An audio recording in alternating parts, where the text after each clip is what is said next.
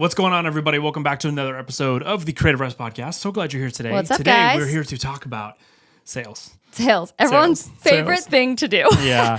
No, a lot of people actually hate sales, which is why we're doing this podcast, because the uncomfortability of being on a sales call for creatives, I think it hits everybody. I don't know if I don't think I've ever met a creative that at one point wasn't at least intimidated by a sales call. Oh, yeah, totally. Or something of an objection from a client or something like that. So we've been talking a lot about this recently with just our mastermind right now and with our grad community, and it's been really, really fun. So we're making sales fun again. Every time we do something along the lines of sales, whether it's the sales week inside of the mastermind, whether it's we run these like sales demo calls where we all jump on for our grad community, a bunch of us jump on and like we'll go, okay, like you're the client, I'm you, and like we'll try and sell each other and like really break down what's working and what's not working. Fun.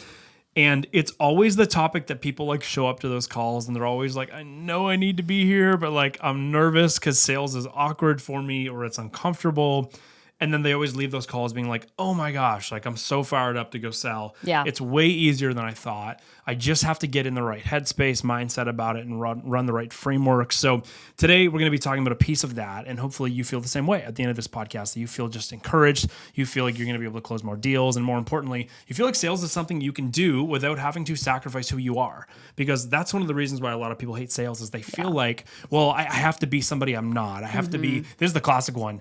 Well, Joey, I'm not extroverted, so I'm not good at sales. What's our answer to that? We believe that a lot of introverts are the best salespeople that there are. And why is that? Because they actually think before they speak. And they listen, which is so true. So sorry, extroverts, you do speak. You do speak before you can be good. Sure, you can be good at sales you if can you're be good extroverted. either way. Either way. Myth number one for this week's podcast is you do not have to be an extrovert to be good at sales. In fact, I would argue a lot of the best salespeople I know are actually introverts for those exact reasons right there, right? They listen to people and they think before they speak rather than just verbally processing as an extrovert. So anyways, guys, we're going to get into today's episode. It's going to be awesome. But if you're new here, my name is Joey. And I'm Christy. And we started Creative Rise back in 2019 with one purpose: to help creatives just like you and us get paid to do what we love. And we believe how you get paid to do what you love is by focusing on the business side. Your work can only get you so far. We all know that. Focusing on the business side of the business is really where you can start to see some gains in the business, which is awesome. So Creative Rise, that's the mission of Creative Rise. That's why we do this weekly podcast and everything else that Creative Rise has done over the last almost 7 years, which is crazy. And then outside of that, Christy is a wedding photographer. She's a brand photographer. You actually stopped shooting weddings. You started shooting weddings back in 2015. Yep. You stopped shooting them in Maybe like 2020-ish, 2021. Yeah. And you took a little bit of a hiatus and you were full-time in the brand space, the brand photographer. Which was a blast. And you're back. You're back to weddings a little bit. She's back. No, I'm dipping back. my toes in both, which has been honestly so much fun. I just booked a wedding last week that I am pumped about. Yeah, it's going to be a good one. And yeah, so it's been really fun. But also planning like brand campaigns at the same time. Like I literally just sent off maybe like 2 minutes ago, right before we pressed record, a little mood board to one of our brand clients for a Friendsgiving shoot that we're shooting. And I'm so excited. So it's just been fun. It's been really fun doing What both. did you do last month? You put it in our group chat. Oh, yes. It was a $23,000 week, which is $23,000 really a cool. week. $23,000 a week. It's Split technically between how many 33 with like campaign expenses, but if you just counting like profit. The profit, yeah. Yeah. How many clients was that? Was it 3? 3 clients. Okay. So she's killing it. Christy, was I very always fun. say this. I've said this before I have on the some podcast. awesome clients. You can backdate me on episodes of the podcast years ago. I don't think there's anybody better in the photography space that does brands and weddings and does them both really, really well. I don't think that's true, but I do. I think that's true. Think that it is. You can do both, and I think a lot of people think you can't. I think that's true. You Anyway, can. so you should be stoked to be learning from Christy because she's got a lot of good stuff. Oh, And then my that's background so is nice. started a content agency in 2014, still building it and running it to this day, now alongside Christy as well. So that is what a lot of the brand work goes underneath now. It's called Spears Collective, and so we run that together, which is really fun. And it's a blast. So we get to help brands build, launch, scale all of their marketing systems and their content systems through brand strategy, through photo, through video, through marketing consultations, and a bunch of other fun stuff, which is really awesome. So Great. we love that. And that's what we take our information from running Spears Collective and running your wedding photography and couples business, and we put those things together, and we pull from those, and we pull from that brain in order to bring you guys value on this podcast and really grow what Creative Rise is and grow the community. So we're glad you're here. And today we're going to be talking about just doing just that on the sales side, but a couple wins to shout out real quick. Yeah. So we've been doing this every single week. Quick mastermind update for you. If you are new here, back in 2019, we launched something called the 6-week Creative Rise Mastermind. We beta tested it. It went super well, helping break down the 6 pillars of running a 6-figure business foundation and helping other creatives install that into their business. And it went super, super well back almost 7 years ago. And so we've been running it twice a year, once in the spring, once in the fall, since 2019. And we are in round 14 right now. We have 36 amazing businesses from all over the world. And we just finished week 5. Right? Yeah, Yeah. week We just 5. finished week 5. Which is crazy. So So week 5 was all about sales. Week 5 was all about learning how to sell like a pro. Week 5 was all about scaling your business through sales. And so that's really where the topic for this week came out of. But a couple awesome wins from this week. Quick shout out. So Sam Rogers from Australia, shout out to Sam. He is a filmmaker. He says $4,000 project. I'm ringing the bell for $4,000. He said, we're stoked about this. We're covering an Italian festival for the 2nd year. That sounds kind of cool. That Sounds is like cool. some good food. Sounds for like the some vendors. good pasta. Yeah, some good vendor food. He says earlier in the year we filmed this same thing for $1,200. Now, when they asked us to cover the whole event, we upsold them to a package that had a minimum of $4,000. A massive difference from $1,200 the first time we did this now to $4,000 plus. awesome. Super stoked. Shout out to you, Sam. That's awesome. Johnny Rogers, shout out to you, Johnny from the Northwest, and he says, "Ding, ding, ding! $2,000 grand store opening video and 3 reels. Love that, bro. $2,000 for that. Woke up this morning to the client confirming the project. Let's go, and I'm Johnny. stoked. Let's go, Johnny. This is Courtney. Courtney's also from Canada. She says, I'm adding on to the bell rings. She got locked in a new $600 per month client for some ad management, some small ad management. Running only 1 ad a month. Yeah, which is awesome. $4,000 for a brand deal to shoot some BTS for a client. She's stoked about that. And she said there's going to be a mix of $300 to $2,000 per month and ad creation income for the client above that she already had mentioned. And just some really cool stuff rolling. $600 to shoot an event for 3 hours, which is awesome. So shout out to you, Courtney. Francisco from Mad Creative had another bell ring here. He says we have a $1,200 shoot this Thursday for a health clinic, but it's probably going to get upsold closer to $3,600 by the time the project is done. One of the ways that we talk about scaling your business inside of the mastermind is upsells. Yeah. So Francisco is using these tools, which is awesome. So shout out to you, Francisco. Jack, oh, dude, I love this deal. Shout out to Jack, $3,500 for 3 months, a 3-month retainer for Jack. It's actually Jack and George. They're business partners together. They're both in the mastermind. $3,500 per month for a 3-month retainer, which is super cool. And it's actually $4,500 the first month because he's built in a setup fee, which is awesome. 8 reels per month, quarterly content plan, and 10 photos per month. Let's go. Love that, Jack. Marlon from Cordova Media. Marlon's from Alabama. Great dude. He says $1,800 to shoot my first ever Super 8 only wedding film. He's a wedding filmmaker, So but he's getting into awesome. shooting his own Super 8 films and just specifically only Super 8. And he says, I'm super stoked about getting paid to shoot my first ever only Super 8 film.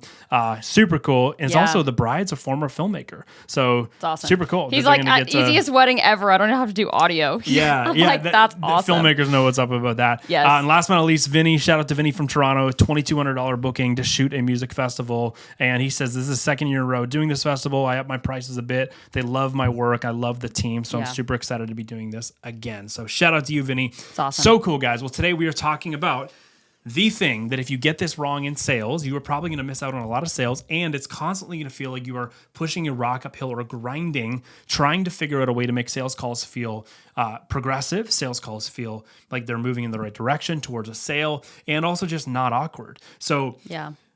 why don't you just break down the topic? Because I feel like you've got a really good pulse on this. And this comes from when we So- started talking about this. Yeah. I'll let you talk about it. So I want to paint a picture, okay? I'm going to use a personal life example to showcase to showcase this point when it comes to sales and sales objections and how to handle an objection from a client while you're on a sales call. So picture this. Okay, we've got Joey. He grew up as a skier. He's been doing backflips since he was like 14. He's been maybe earlier, honestly. Yeah. And I am a recent ski learner. I grew up snowboarding, was not very good, and then I am an adult learner when it comes to skiing. So we ski a lot in the winters, and it's so much fun. It's like our favorite hobby to do together. But we'll be up at the top of a double black, and I'll be looking down at the double black at the very top that Joey has taken me to. And I'll be sitting up there going, there is no way I can do this. I'll be sitting up there terrified. Joey's already gone down maybe like a quarter of the way, and he's staring back up at me going, come on, Christy, you can do it. And I'm standing at the top of the hill trying to make a decision of, do I bow out or do I keep going? And I'm terrified, right? There's a lot of emotion going through my body at this point. A lot of you who grew up, maybe didn't grow up skiing and you're learning as an adult, you understand the terror of sitting at the top of a run that you feel you can't do. And I'll be looking down at Joey, and he's trying to pep talk me, okay? You got this. Just drop in. Just do it. Just turn your skis. just do it. I know you can do it. My favorite one is don't think about it and just do it. Needless to say, those don't work, right? Those types of pep talks, those types of battling my objections of me going, but what if I fall? What if I can't do it? It looks too icy. I'm too scared. You're not going to fall. Just drop in. You're not going to do it. Just don't think about it and just do it. That doesn't work, right? Because the reason that this doesn't work, which is a shocker to me, actually. There are two needs. When someone is in a place of fear or doubt, aka your client's sitting on a sales call with you, looking at you going, should I spend $5,000 with them? Should I spend $1,500 a month with them? Should I spend $7,000 on this wedding film with them? They most likely have doubts. They have fear of whether or not this is going to work for them. If it's too expensive, it's X, Y, and Z. Are they going to feel safe, right? And in that moment, when they're asking you objections, they don't feel totally safe. Just like me at the top of the double black, I don't feel safe, right? I'm looking down at Joey going, I don't feel safe. So what doesn't work is only addressing the logic. So anytime you're in an argument, anytime you're on a sales call, anytime you're on the top of a ski hill and you're terrified, there are two things happening. There is emotion and there is logic. And when you only deal with the logic, you've done other stuff like this before. You can just do it. Just drop in. Don't think about it. That doesn't work. You have to address the emotion first. Trust me, people that are maybe in a relationship with a new boyfriend or girlfriend, think about this. Take this sweet advice. Take this to heart. There is emotion and there is logic. And unless you deal with emotion first, logic will always fail you. I don't know if you've sat on a sales call with somebody before and you're like, they bring up the price objection, right? And so you're trying to be like, well, we spend a lot of hours, and you get really defensive. We spend a lot of hours doing what we do, and that's why it's expensive, and that's why this, and all of a sudden you're just feeling like hot because you're like, oh shoot, I'm just defending myself, and I'm trying to give them logic, and I'm trying to explain to them why this is not actually expensive compared to other people.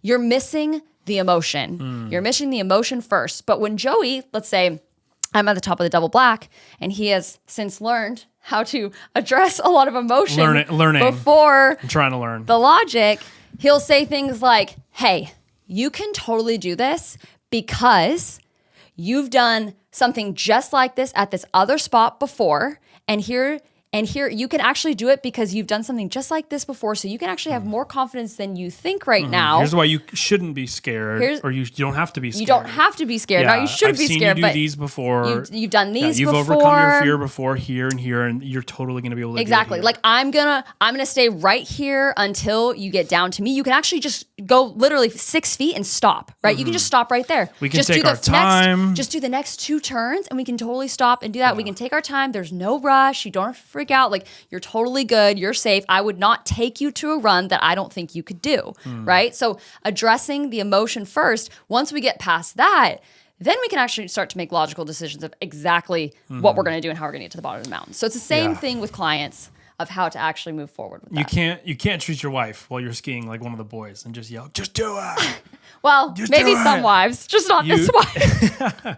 You gotta speak to her. I really do have to speak to Christy's emotional side before I speak to the logical side. Absolutely. Right? And this goes for a lot more than skiing. Any fight we have, argument we have, it's often me learning to go, okay, she has emotional needs I need to meet before I can actually even get to the logical part of this. Even if she's asked a logical question, if I answer back with logic, this is the brilliance of the complexity of women.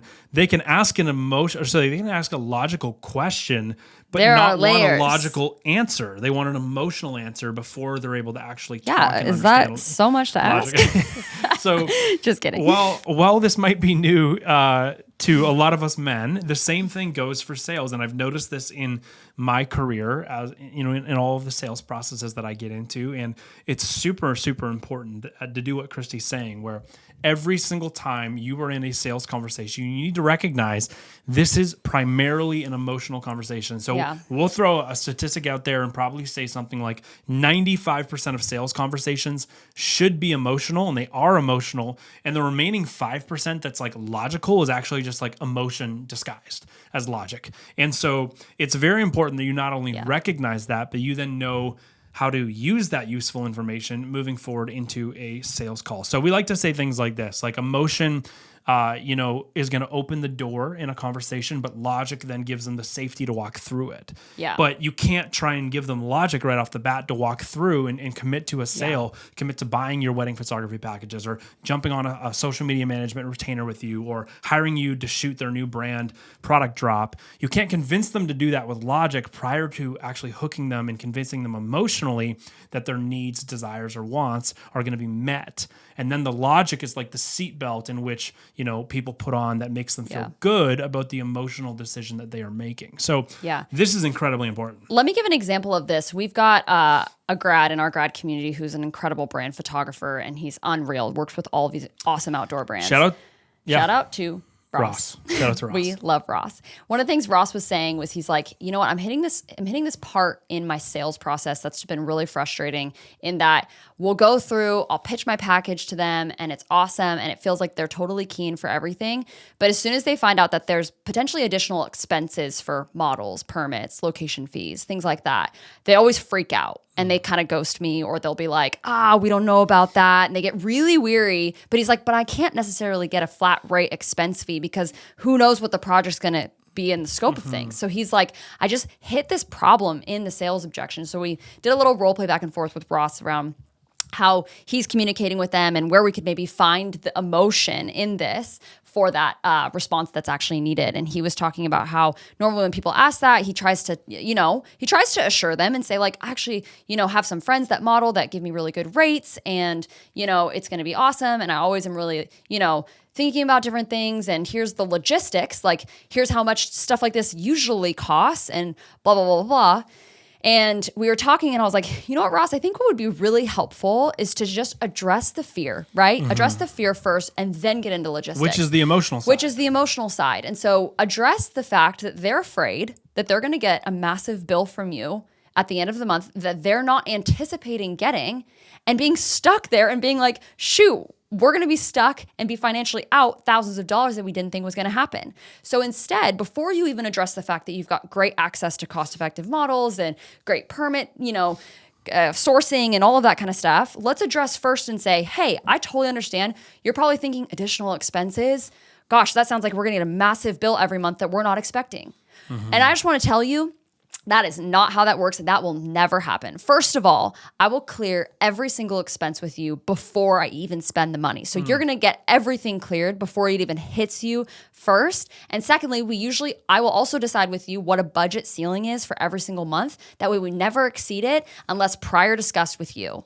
Just starting with that instantly takes the fear around, we're going to get a bill we're not expecting, and instead going, okay, so everything's actually okay, right? He understands our fear and our emotion around this. And then we can go into, and I also have really great access to models and really great access to locations. And I actually don't even charge outside of a 2-hour drive. He has all of those logistics that then back up what he's saying, but you got to address the emotion first, which is a great example of addressing objections. Yeah, it's so true, right? It's these people, I don't want to overspend. Again, sounds super logical. We're talking about money. Money is a logical thing. Yes. Money is actually incredibly and entirely emotional. We just throw logical reasoning on it to try and help us us, move forward after we've already stanced ourselves off of how we feel about it emotionally. So super, super important that, we take some advice from what Ross did there and what we had talked about with Ross doing there. Another good example is Madison. So shout out to Madison. Madison is an awesome social media manager, also in our grad community. She grinds. That girl is amazing. Yeah. So She's awesome. Madison had a sales call the other day, and she was talking to us about this, where she said, my prices, Madison's average price is probably like $3,000 per month for full scale social media management. She's got an awesome business. She's incredible at doing it. And when she has clients that meet with her for discovery calls to talk about potentially becoming a client and working with her, it's the worst when they're like, oh, well, this is great, but we only have $1,500 or $500. Could you do anything for $500? Yeah. And so Madison was talking to us, and she's like, how do we combat this? How do we talk about this in a way where we are going to potentially figure out if this client's ever going to be able to find more budget, or even give them reasoning on why they should look for more budget so that we can work together? Because she's like, I don't want to drop my prices to, $500 or $1,500 when I really want every client to be at like that $3,000, $3,400 dollar range per month. And so the problem that all of her clients were having was they were saying, well, we don't know if we've got the money for this yet, or we think we might be able to find somebody that could do this for, $1,500, or could you do this for $1,500? What would $1,500 get us? So these are all very logical questions. It's about finding someone that's going to fit their budget range. It's about asking for what deliverables they could get for their budget, right? These are all very, very logical, very, very logical questions. But we encourage Madison to actually combat this by asking an emotional question and saying, are you sure that you could find support that's going to help you get the outcomes you want when it comes to your social media management packages? Are you going to be able to find those outcomes for that budget? And often when you ask a question like that, they'll say, well, I don't know, we haven't really fully looked around yet. We probably need to do a little bit more digging. I'm hopeful. And that's when Madison, as an expert, can then jump into that and say, well, do you mind if I share with you a little bit about the industry? And then, oh yeah, go ahead. And then Madison would say something like, well, I want to be very honest with you. I'm not going to be able to bring my prices down to $1,500 a month or $500 per month. And the reason for that is because I wouldn't be able to give you enough value at that price in order for it to be worth you spending the money. So when you spend $1,200 a month with me, I'm not able to give you enough time out of my calendar to run the systems that we're actually running for all of our other clients, which means that you're not going to get the support you need. Therefore, you're not going to get the results you're looking for. So your $1,200 is basically useless every month. Where if you can spend $3,000, which is very industry standard for what we're doing, we're going to be able to execute on all of the systems that we're going to embed into your business from a social media management perspective. And because of that, you're going to be able to get awesome results and really see an ROI. So I just want to caution you, if you do meet anybody that's doing the exact same thing I am doing, and they're telling you that they can do it for $500 a month when I'm $3,000 per month, I just want you to be very, very careful, because odds are they're going to be taking your money and not delivering on what you are signing up to get delivered. And that's a problem. That's where your ROI is actually zero, because you're just wasting money at that point. So again, Madison was learning how to, and we were having this conversation with her, learning how to say this in a very empathetic way, but talking about the emotional side before we talked about the logical side, right? In that example right there, Madison first asked a question, hey, let's go back to the outcomes you want. And are you sure that these outcomes are going to be met? These needs, these wants Can you have confidence around that? Can you have confidence in that? Are you positive in that? That is a question that's speaking to the emotional side of how they feel about something, okay? Once she asks that question, she starts logically talking about, I know, emotionally for a second, I know these goals are very important to you, so I want to caution you that if you find anybody, and then she gets into logic, that's going to be giving you X price and promising you X deliverables, I'd be very careful, because most people are not able to do that for that price. And so you might lose and risk losing all of your ROI. So that's a very important skill to learn, is learning how to have that conversation with somebody where you're trying to be respectful, but you're also trying to be an authority in the space that you are an authority, and really speak on industry norms and speak on what they might be getting themselves into if they sign on with someone who's really, really low budget, who's truly not going to deliver much for them. So Madison has done a great job of that. Exactly. Great job. And it's a great example. Madison is a really great example of not defending herself, right? This isn't like, oh, well, I charge that much because we do so many hours and we know X, Y, and Z, and we've done We have this these many cameras clients or and these this cameras. many people on payroll. Exactly. She actually, and what every creative should do is try to get on the same side of the table. So like a lot of creatives, it feels like when you're on a sales call, it's like this weird interview process where they're over here and you're over there, and you You're guys are against kind of each other arguing almost. back and forth about, who's going to be right. AKA if you're right, then they should pay you to hire you. And if you're wrong, they're right. And they're just going to be like, no way, and ghost you. But instead getting on the same side of the table and looking at the problem and looking at the solution. And that kind of neutralizes a lot of that weirdness that happens in between a sales conversation, especially when objections are getting brought up. And so that's why it's really great to just be able to address the emotion and go, hey, I understand that you're not wanting to throw $3,000 a month down the drain. Obviously not, right? I know that, you know that, we're both business owners. We both get that. You only want to invest in things that are actually going to give you a return on that investment. And I want to let you know that's exactly why I exist, right? That's a way better thing than being like, why am I so expensive? Well, I work so hard, right? Like that's not, it's just a weird response. And so I think that's a great example of how to, address the emotion first and then actually pursue into logic. Super important. I got countless stories of similar things like that, but one even from recently, earlier this year, that was our biggest deal of the year, I think. And they were saying to me, well, we can't afford it. We can't do it. It's too much money, And so that's a very logical thing to say to me. And so I responded by saying, well, what's more important to you? The outcomes that you're telling me your business really, really needs. Like you guys are growing really quick. You really need these things to get done. You need someone to come into your team and be able to handle all of this. Is getting these things done more important than the budget? And if so, we've got to find a way for you guys to find money to be able to pay for this. Or is budget the king here? And budget's the most important thing. So which one is more important to you? You guys losing out on the outcomes, which again sounds very logical, but if we really talked about it as we did, it's actually getting into like the fear of failure and the fear of not, getting stuff done the way it needs to get done, and the way people were going to view the company, how the investors were going to think about the company and the CEO and his decision making, right? Like these are all emotional things. Is that more important to you, the outcomes, or is the budget more important to you, right? And they ended up coming back and saying, hey, you know what? Like we don't have the money for this right now, but give us like 2 days. We're going to make some calls. We're going to figure out how to make this happen because these are so important to us. We need to get these outcomes.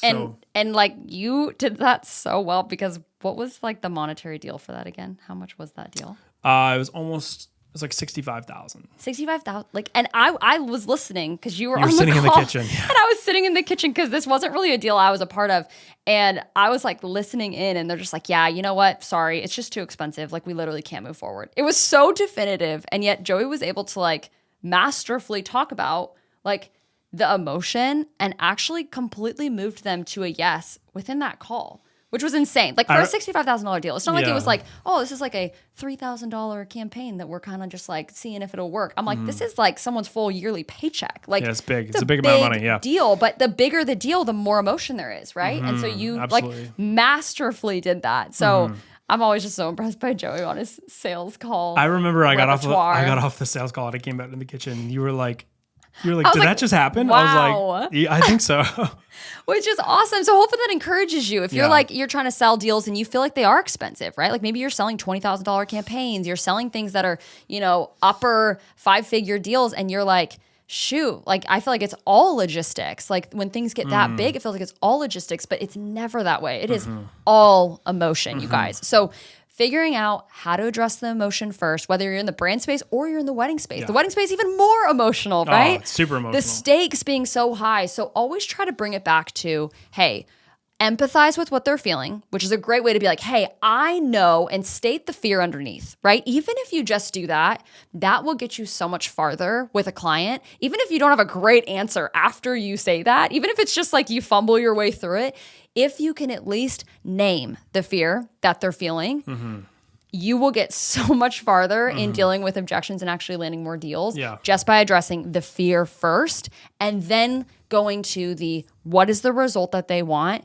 and let's look at the stakes, right? Let's look at the stakes. And if you can move through that process with someone in an objection, gosh, it's so freaking helpful. So here's a couple examples of these fears, okay, and how we would talk to these. So here's a logical objection. We're going to go logical objection by logical objection.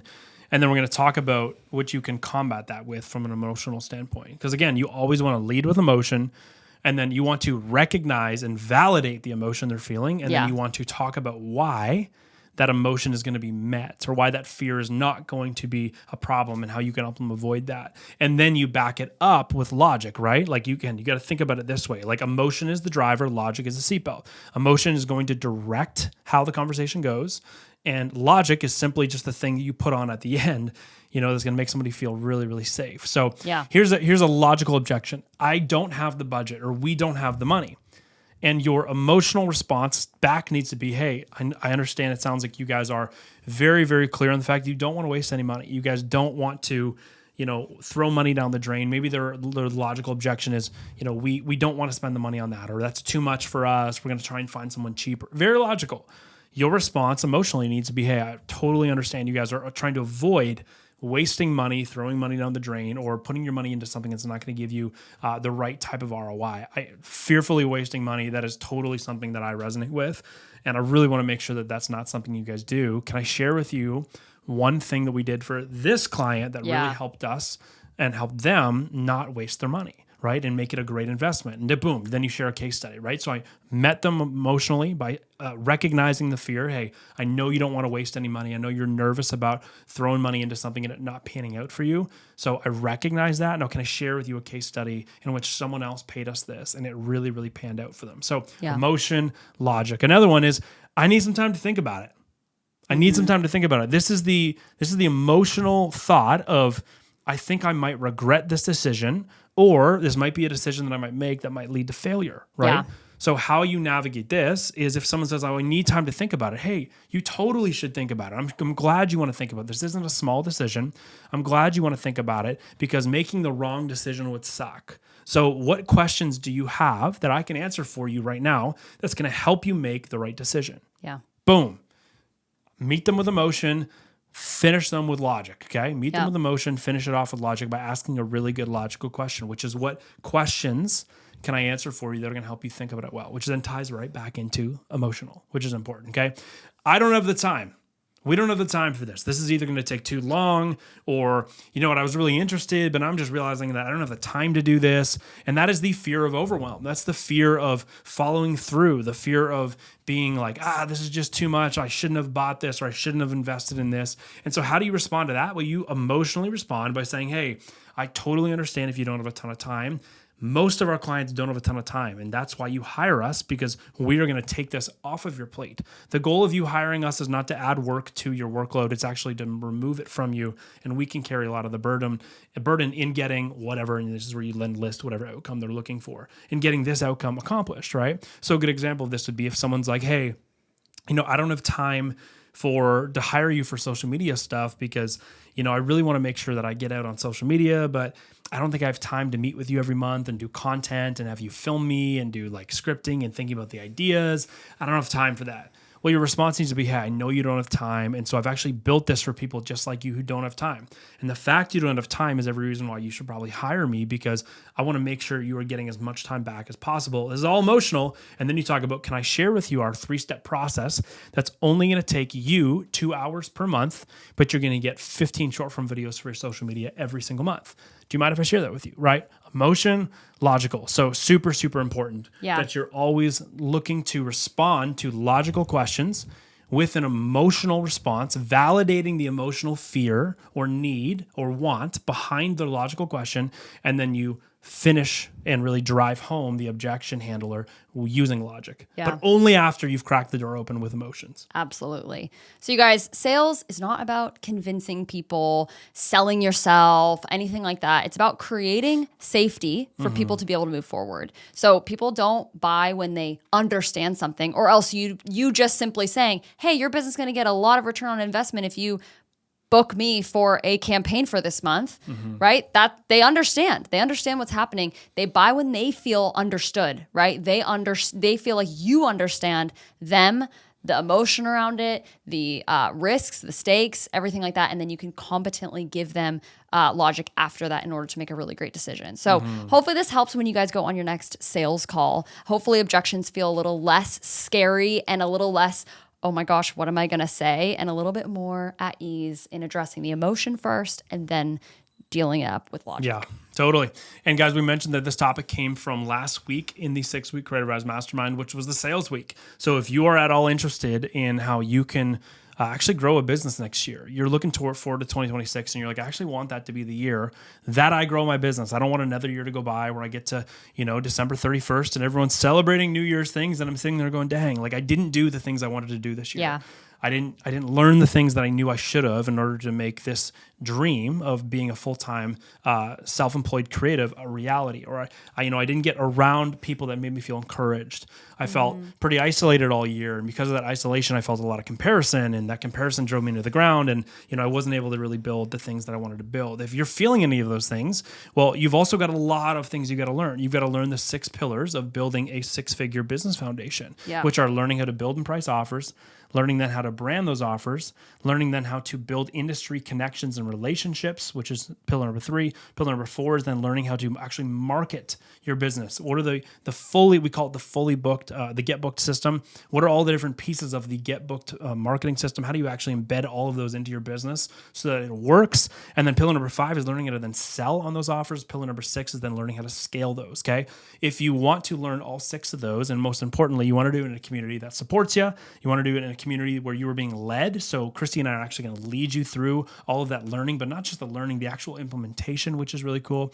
And you also want to do it in a way and in a process that is very reputable and has been done for 6 years and has created over 150 plus 6-figure business owners. We've had 400 people go through this, which has been awesome. Every single person has had a positive ROI. And I know that sounds like a crazy claim, but it's true. And it's true because we don't accept everyone into this. Yep. So we only accept a certain amount of people every time we do the 6-week Creative Rise Mastermind. Round 15 is coming in spring of 2026, and we're only going to be taking 35 businesses. So if you want to be one of the 35 that we get to literally get our hands in your business and help handhold you through the 6 pillars and help you implement them so that you can make 2026 a phenomenal year, and you can get to the end of 2026 and actually look back and go, dang, I'm proud of myself. I did the things that I said I was going to do last year that I never ended up doing. I finally made it happen. Well, we'd love to help you do that and be the people that help you make that happen. So if you want to do that, go on over to creativerise.com. You'll see buttons literally everywhere to join the waitlist for round 15, the next round of the 6-week Creative Rise Mastermind. And you'll get a little bit of information there. And even better, you're going to get our free sales call formula course. It's actually not a free course. It's a bonus for people who join the waitlist. You get it for free. It's actually $50, but you get a $50 course for free. It's worth way more than $50 it's too. Like so great. Yeah, it's really, really good. Love that. So head on over to creativerise.com, go to the link in the description, and you will be able to get on the waitlist and also take advantage of some of those bonuses you get for being on the waitlist. Get a ton of information about the mastermind. Read the whole website. It's going to teach you everything you're going to learn. But would love to see you there. Love to see you on the waitlist, guys. And hopefully this has just been really good. If you have a friend who you know is way too logical, if you got a husband that's way too logical, maybe they're not even in business, but you need them to listen to this because you're like, hey, this is marriage advice too. Send them this episode, guys. It will help you. Send them this episode, but hopefully you guys are having a great week, and we'll catch you soon. We'll catch you next week on the Creative Rise podcast. See ya.